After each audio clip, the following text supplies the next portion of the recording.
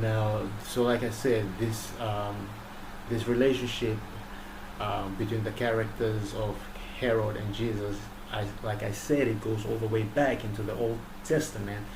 And the thing is, Herod, as I said, is not an Israelite. He is actually a descendant of Esau.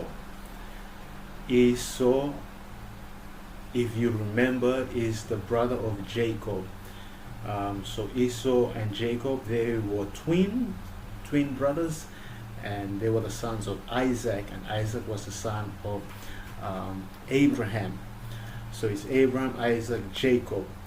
But initially it ought to have been Abraham, Isaac, Esau. That's how history should have been. But Esau, he was not a man after God's own heart. He was the firstborn. It was his birthright to be a representative of God here on earth, in the footsteps of how Abraham and Isaac were representatives of God here on earth. But he sold that birthright. If you remember the story, Jacob told Jacob, he came home and Jacob was cooking some soup, and he said to Jacob, "Give me some of that soup, I am famished." And Jacob said, "Okay, I'll give it to you, I'll sell it to you for your birthright." And he said, "What's my birthright? You can have it." And then he took the soup and he ate it. And God, upon saying that, God was very displeased with Esau, because his legacy, his birthright was to be the legacy of being the one whom God will establish his will and purpose here on earth, as how he had done with Abraham and Isaac. But Esau just treated all that as a frivolous thing and didn't really care about it. And so he rejected God, and then God, seeing that, God just rejected him also. And so that that legacy of being somebody who rejects God and being an evil person, in the sense that he craved after worldly things. He didn't want God. His heart went after the things that sin craves, sin in his heart, what he craved. That was what he went after. That was what he pursued. And if you read the story in Genesis, he was really somebody whom his parents were not really happy with.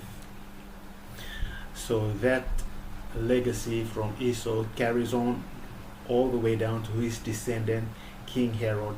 And King Herod here is ruling and reigning over Israel, and that's the thing that Esau liked. He wanted to be in power. He wanted all this thing where people bow down to him, to be a ruler as such, craving sin and all that. King Herod continues in that, exemplifying it here clearly in Matthew chapter 2.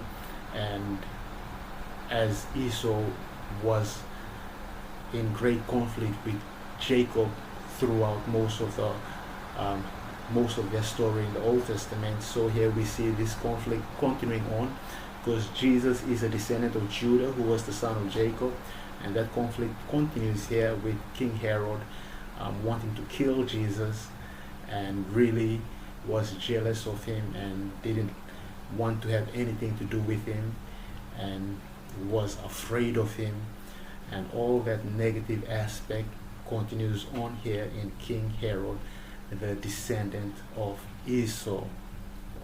So it's just interesting and a wonderful story of how we ourselves, like there are things that we have that are good things and we should cherish, like what Esau had, like his birthright with God. But then sometimes when we want something else that is not of God, and we choose that over what is what God has for us and the thing that leads us to God. When we choose the evil over the good, then we end up being like Esau, and it carries on, and we can see it affecting even his descendants, King Herod. So that's just a great story to help us set our hearts on really what is proper, what is right, and that is God. So yeah, that's a little insight on Matthew chapter 2.